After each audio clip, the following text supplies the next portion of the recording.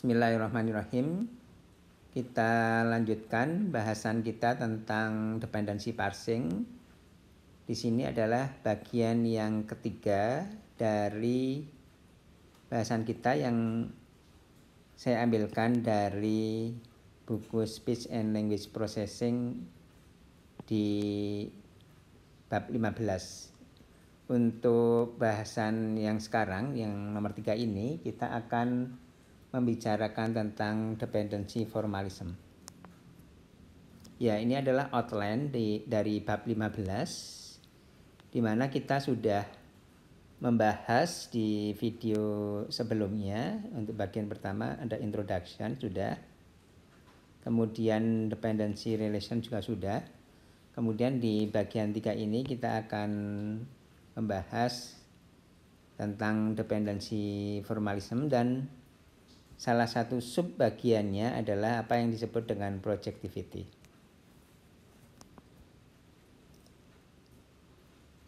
Dalam bentuk yang paling umum, struktur dependency yang kita bahas itu secara sederhananya adalah directed graph ya. Jadi ada graf yang berarah ya. Berarah satu arah ya. Di mana ada sebuah struktur ya, ada sebuah struktur graf ya untuk dependensi di kita ini ya, pohon dependensi itu graf itu terdiri dari V, yaitu vertex atau vertices di sini ya, atau node ya, vertex atau node. Kemudian himpunan pasangan dari vertex-vertex yang kita sebut dengan arcs atau edge ya, atau busur. Jadi kita lihat, ini saya ambil dari slide lain lagi. Ada sebuah graf. Kalau sebuah graf itu terdiri dari ada node atau vertex-vertex ya. Ya, node atau simpul. Kemudian di sini ada arcs atau edge, atau bahasa Indonesianya adalah busur. Nah, di kita di dependency parsing ini menggunakan graf yang berarah ya, seperti ini adalah graf yang berarah. Jadi ini adalah hubungan antara dua simpul ya, simpul A dan simpul B. Kemudian ini adalah yang berarah ya. Ya, jadi ada berarah, ada orientasi atau direction. Yang dimana kita untuk V atau vertices atau node di sini itu adalah menggambarkan kata atau merepresentasikan kata ya. Jadi himpunan vertex ini adalah himpunan kata untuk sebuah kalimat ya. Ya, di samping kata sebenarnya bisa juga ada tanda baca. Seperti contohnya yang pernah kita lihat sebelumnya adalah misalkan utamanya misalkan titik ya, titik. Itu juga dinyatakan dalam simpul juga. Kemudian bisa juga sebenarnya kalau kita membahas juga yang berkaitan dengan morfologi, artinya kata dan penyusun-penyusunnya, di mana terutama morfologi yang untuk yang kompleks ya, itu simpul-simpul itu ya, simpul-simpul itu mungkin juga terdiri dari stem dan affixes, jadi bagian dari kata. Tetapi untuk di bahasan kita ini, simpul itu terutama adalah kata. Kemudian himpunan dari busur ya, arcs ini busur, itu berisi atau menangkap ya fungsi hubungan, fungsi gramatikal yang merupakan hubungan head dependent, yang udah kita bahas dan ada contoh-contohnya di video-video sebelumnya. antara elemen-elemen di simpul. Jadi antar kata, antar dua kata. Ya, untuk pohon dependensi yang kita sudah bahas ya, pohon dependensi. Ya, itu pohon dependensi itu juga ada beberapa teori gramatikal ya, atau formalisme dari gramaticalnya yang merupakan varian-varian untuk dependensi ya. Yang paling umum yang digunakan pada kebanyakan formalisme itu adalah bahwa struktur dari pohon itu adalah harus connected ya. Jadi antar node itu connected, kemudian ada node yang rootnya, kemudian bawah node itu hubungannya tidak boleh asiklik ya, tidak boleh node itu harus asiklik, jadi tidak boleh yang siklik ya, tidak boleh ada cycle-nya ya. Jadi yang kita bahas yang di bab 15 ini itu adalah yang umum, bentuk yang umum, kemudian digunakan banyak untuk komputasional, jadi artinya untuk aplikasi NLP, kemudian bahwa ada rootnya, jadi berupa pohon ada rootnya ya. Jadi ada 3 constraint ya, ada 3 batasan untuk pohon ya, pohon dependensi yang berupa graf yang berarah ya. Yang pertama adalah ada rootnya, ada ditentukan ada node rootnya. Jadi ada kata ya, ada kata yang ini adalah sebagai rootnya ya. Ini adalah predikatnya ya. Biasanya predikat utama dalam sebuah kalimat itu ini adalah ada rootnya. Kemudian setiap vertex ya, setiap node ya, setiap simpul ya, jadi setiap kata-kata, kalau di sini setiap kata-kata mempunyai satu ya, tepat satu panah masuk ya, hubungan busur yang incoming ya. Jadi seperti misalkan di sini ada I ya, ini ada kata I, ini ada satu incomingnya, panah masuknya itu ya. Kemudian the di sini ada satu panah masuknya. Morning ini ada satu panah masuknya. Flight di sini ada satu panah masuknya. Through di sini ada satu panah masuknya. Denver ada satu panah masuknya. Semua mempunyai satu panah masuk ya.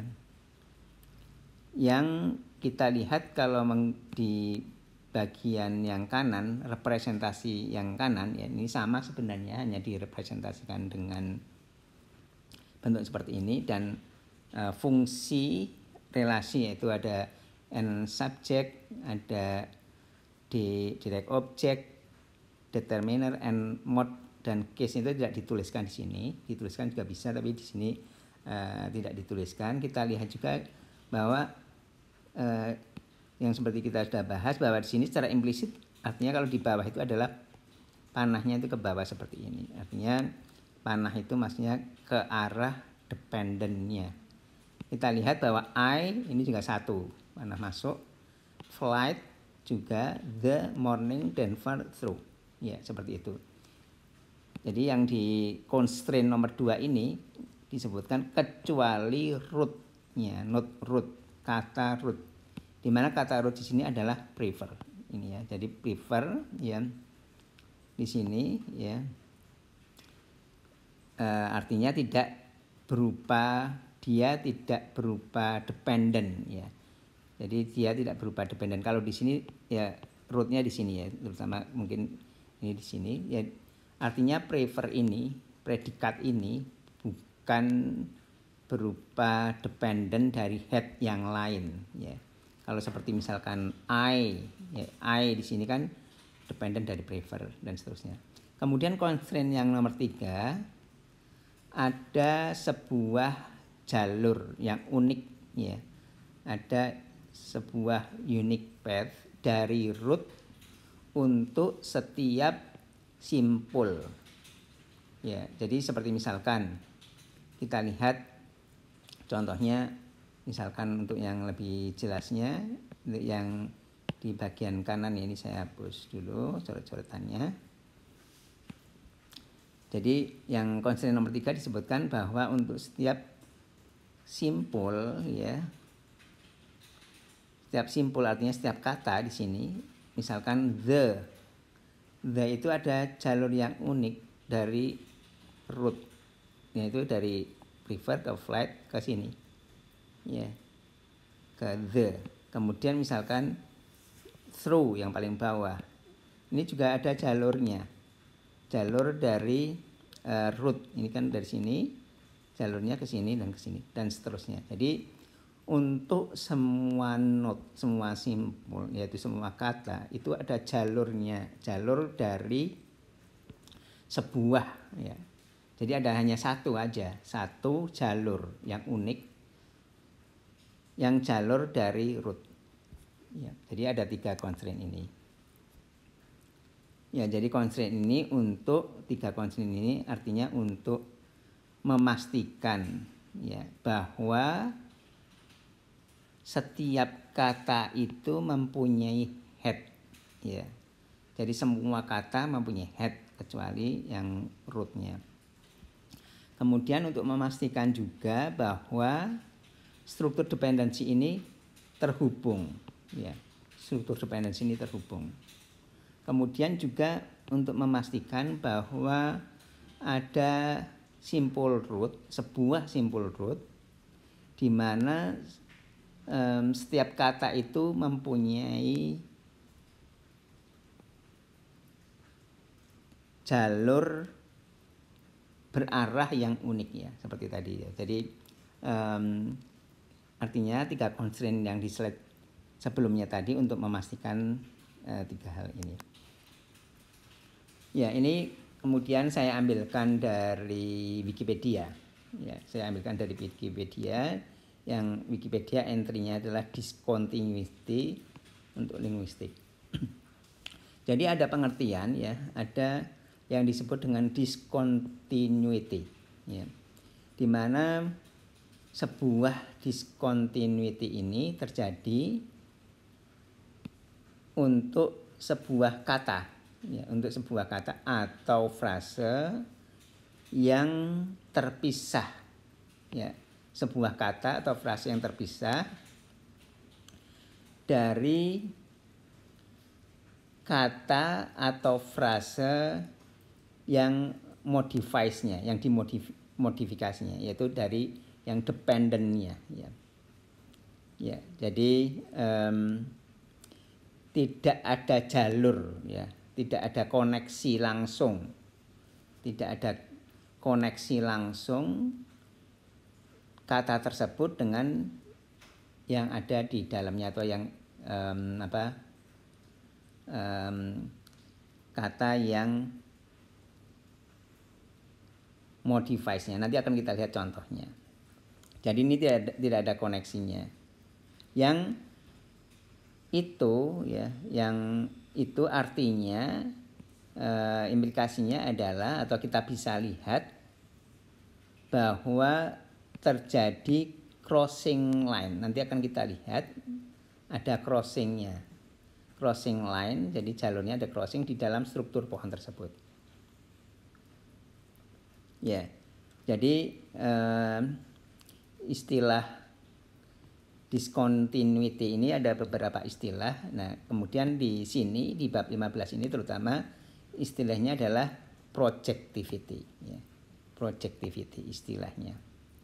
Meskipun ada istilah-istilah sinonim dari istilah discontinuity dan projectivity tersebut. Ya, untuk bahasa-bahasa alami, ya, ada bahasa-bahasa alami itu ada beberapa jenis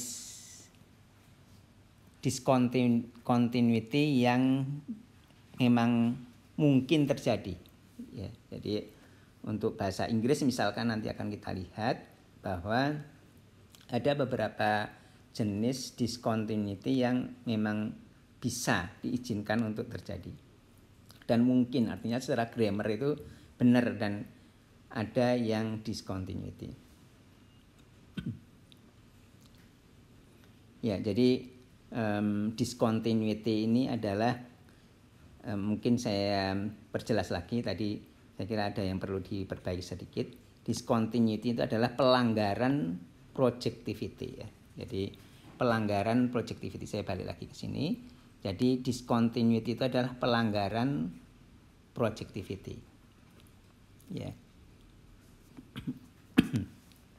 Ya, kemudian kita lanjutkan untuk bahasa Inggris, di mana bahasa Inggris itu relatif strict, relatif kaku untuk urutan-urutan kata yang boleh menurut tata bahasa Inggris. Ya. Jadi untuk bahasa Inggris misalkan ada relatif sedikit discontinuity dibandingkan misalkan untuk bahasa-bahasa lain seperti misalkan bahasa-bahasa Slavik ya, keluarga bahasa Slavik.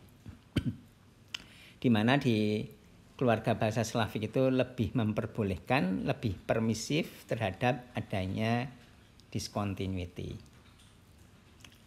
Bahkan untuk bahasa Inggris yang dibandingkan dengan bahasa-bahasa yang cukup dekat dengan bahasa Inggris seperti Jerman ya,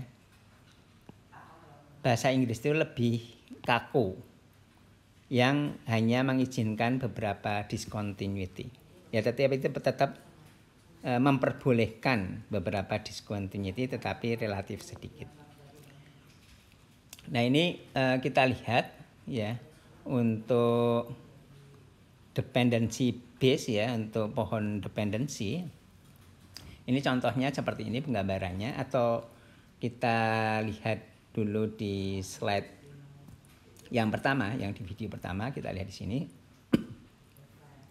Nah, ini untuk dependency ya, kita lihat di sini untuk dependency seperti ini yang sebelah kiri ya, bisa digambarkan seperti ini. Ada sebuah kalimat di sini, kemudian direpresentasikan dalam bentuk pohonnya itu seperti ini yang sudah kita bahas ya. Kemudian juga sebenarnya untuk konstituensi atau yang frase, struktur konstituensi yang bisa digambarkan seperti ini, itu juga nanti kita akan lihat ada discontinuity juga. Kita balik ke slide yang bahasan video yang nomor 3 sekarang ini. Nah, ini ada beberapa jenis ini, atau kita bisa lihat gambaran contoh-contohnya. Ya, ini misalkan ini ada bulatan, kotak, segitiga itu maksudnya adalah misalkan kata-kata gitu ya. Kalau di kita ada kata-kata urutannya seperti ini. Kemudian ini adalah pohonnya seperti ini, atau kalau urutannya seperti ini yang B, pohonnya seperti ini, dan seterusnya. Yang mungkin untuk sebuah bahasa bisa semuanya. Nah, yang disebut dengan yang non-projective ya. Non-projective artinya ada discontinuity, ini adalah yang C dan E. Di sini yang C dan E. Ya, yang C dan E itu adalah yang non-projective. Artinya adalah yang ada discontinuity-nya.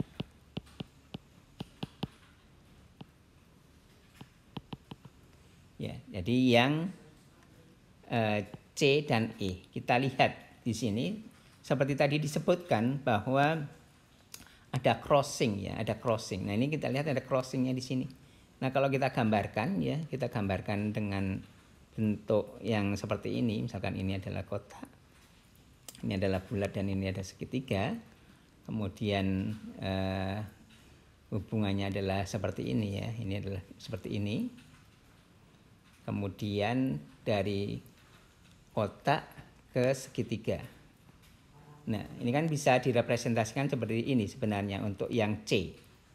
Nah, di sini kita lihat ada crossing ya, ada persilangan. Nah itu untuk discontinuity atau yang non projektif ya istilahnya discontinuity itu adalah non projektif, itu ada persilangan ya.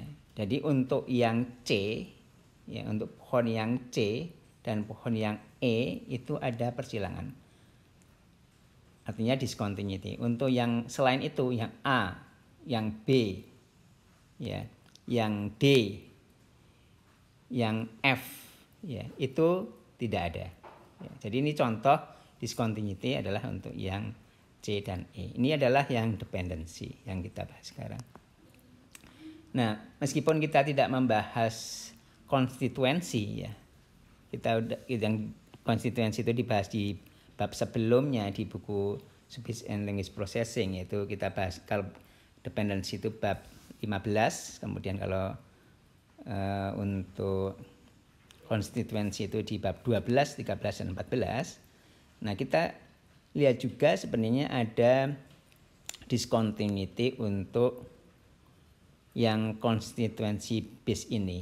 Ini sama, yaitu discontinuity ini terjadi yang di C dan E ya. C dan E. Di mana di yang lain kita lihat frase-frase seperti A misalkan. Ini ada frase di sini. Ini ada frase, ini ada frase di sini. Ya. Kemudian kalau yang B, ini ada frase. Ini ada frase. Nah, kemudian kalau C dan E kita lihat frasenya itu ini frase yang di yang kotak yang gelap ini, yang apa? Yang terisi hitam itu, ini terpisah antara kotak yang di sini dengan di sini ya, dan segitiga ini. Jadi ini adalah discontinuity untuk struktur konstituensi ya. Kita lanjutkan, masih menggunakan, saya ambil dari Wikipedia. Ada 4 ya, paling tidak ini ada 4 yang dikenal tipe-tipe discontinuity, yaitu yang disebut dengan topicalization, ada WH fronting, ada scrambling, ada extraposition ya. Ya kita tidak bahas di situ, tapi nanti ada contoh sederhananya untuk sebuah jenis itu. Di bahasa Inggris ada keempatnya kecuali yang scrambling, artinya ada 3 yang memungkinkan menurut tata bahasa Inggris. Sedangkan kalau di bahasa Jerman misalnya itu keempat-empatnya bisa.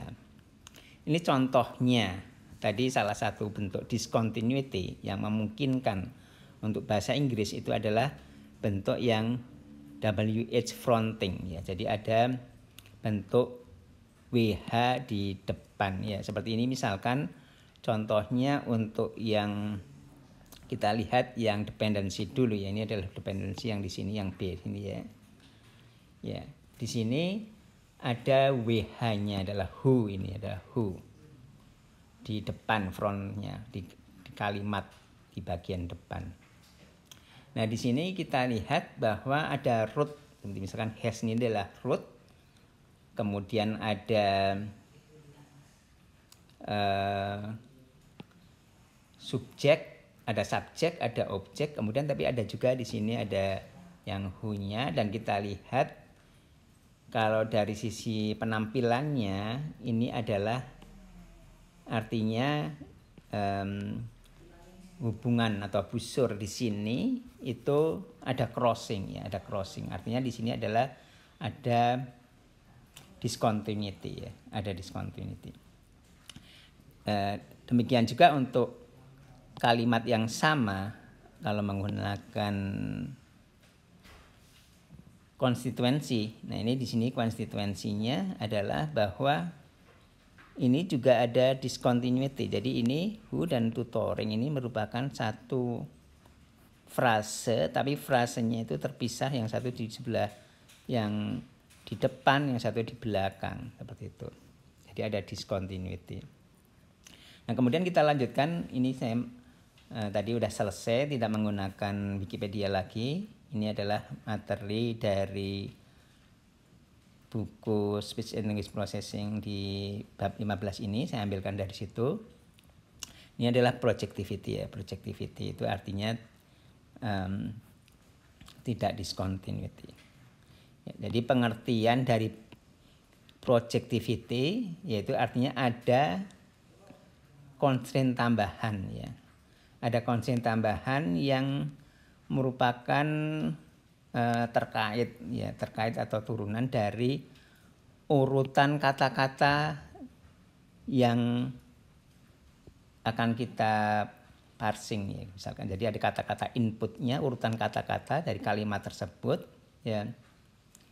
Nah, yang itu juga terkait dengan konteks free ya, konteks free grammar yang dari bahasa manusia yang dibahas di bab 12, artinya di struktur konstituensi itu menggunakan konteks free. Sebuah busur ya, busur dari sebuah head ke dependentnya dikatakan projektif kalau dari head tersebut untuk ke masing-masing kata yang kata itu berada di antara head dan dependent itu ada jalur yang nanti akan kita lihat ya. Jadi antara head dan dependentnya, antara head dan dependentnya ya, head dan dependentnya nanti ada kata-kata. Nah setiap kata-kata yang di antara head dan dependentnya itu, head itu mempunyai jalur ke semua kata-kata ini yang di tengah ini, yaitu adalah projectivity. Kalau ada jalur artinya ada projectivity. Arch tersebut, busur tersebut adalah memenuhi projectivity ya. Kemudian sebuah pohon dependensi dikatakan projektif kalau semua busurnya itu projektif juga. Nah ini contoh ya, contohnya. Di mana di sini kalau sebelumnya yang kita bahas itu selalu yang projektif, yang maksudnya di video-video sebelumnya, video 1 dan video 2. Tetapi untuk sebuah bahasa, misalkan bahasa Inggris ya, itu seperti tadi udah kita bahas juga yang menggunakan materi dari Wikipedia, bahwa mungkin juga non projektif ya, mungkin juga non projektif ya. Kalau tadi ada contohnya yang W.H. Front, ini adalah menggunakan contoh yang lain. Kita lihat di sini ini adalah contoh yang ada yang non projektif ya. Jadi tree-nya di sini, pohonnya di sini juga pohon yang tidak projektif, karena kalau kita lihat sekilas sudah kita bisa lihat dari grafik ini bahwa ini ada crossing di sini, ada crossing, sehingga kalau ada crossing itu artinya pohonnya non projektif ya. Pohonnya non projektif. Nah, di contoh ini, contoh yang di slide sebelumnya saya tampilkan lagi di sini, ada busur ya.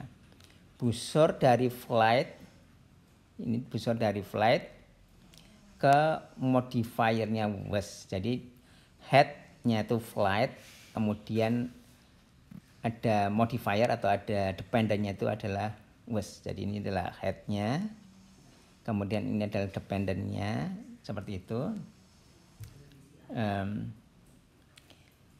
Busur ini tidak projektif ya. Busur ini tidak projektif ya. Busur ini tidak projektif karena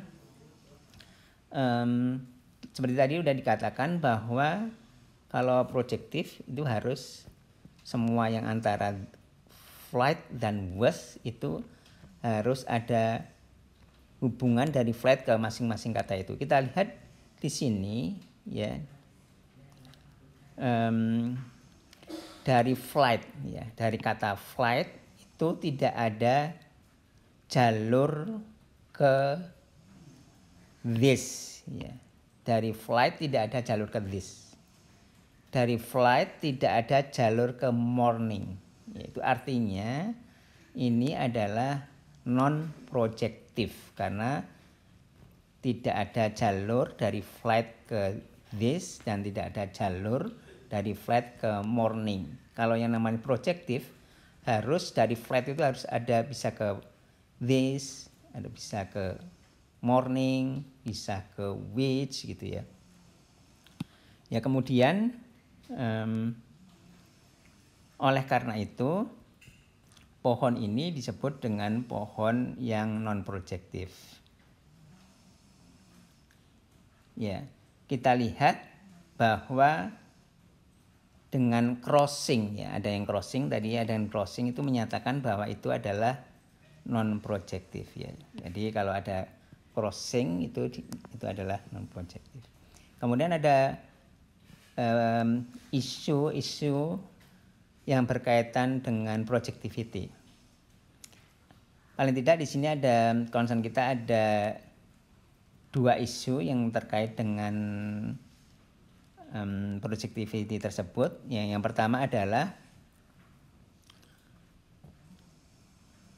untuk tree bank, akan kita bahas ya tree bank, yaitu adalah database pohon-pohon ya untuk bahasa Inggris yang dependency tree bank, dependency tree itu banyak dibuat, yang dibuatnya itu dari yang frasa struktur. Jadi ada strukturnya adalah frasa atau konstituen ya, konstituen kemudian diubah. Yang diubahnya itu banyak secara otomatis sehingga kita lihat bahwa itu menjadi projective ya. Ya, dengan ya pengubahan ini akan kita bahas juga dari konversi dari frase ke struktur frase ke struktur dependensi ya. Ya, jadi sekali lagi untuk tree bank dependensi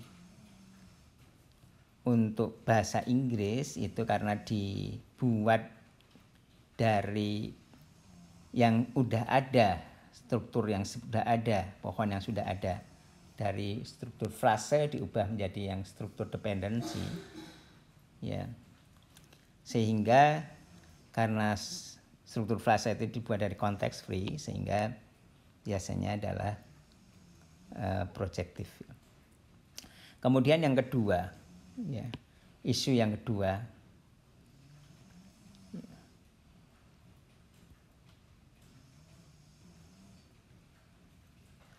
untuk parsing ya, algoritma parsing ya, ada algoritma parsing atau keluarga-keluarga algoritma parsing yang tidak bisa menghandle yang non projective ya. Jadi ada keluarga-keluarga algoritma parsing yang tidak bisa menghandle kalau tadi, kalau kelihatan ada crossing tadi. Nah ini contohnya adalah pendekatan yang disebut dengan transition based yang akan kita bicarakan di bagian atau di video berikutnya, yaitu parsing yang pendekatannya adalah transition. Ini merupakan sebuah pendekatan yang populer ya, di mana di algoritma ini ya, algoritma transition based ini hanya menghasilkan pohon-pohon yang projective saja ya, yang oleh karena itu untuk yang non projective ya, misalkan ingin dideteksi, misalkan untuk dilihat apakah benar atau tidak grammarnya misalnya untuk parsing, maka tidak bisa mendeteksi atau dikatakan error ya. Oleh karena itu akan kita bahas juga, kita menggunakan pendekatan lain yang lebih fleksibel. Yang digunakan adalah menggunakan graph berdasarkan graph parsing, ya, keluarga algoritma parsing yang menggunakan graph yang akan kita bahas juga, yang dimana di sini bisa menghandle untuk yang non projective, ya. Saya kira seperti itu, ya. Alhamdulillah, terima kasih. Insya Allah kita lanjutkan dengan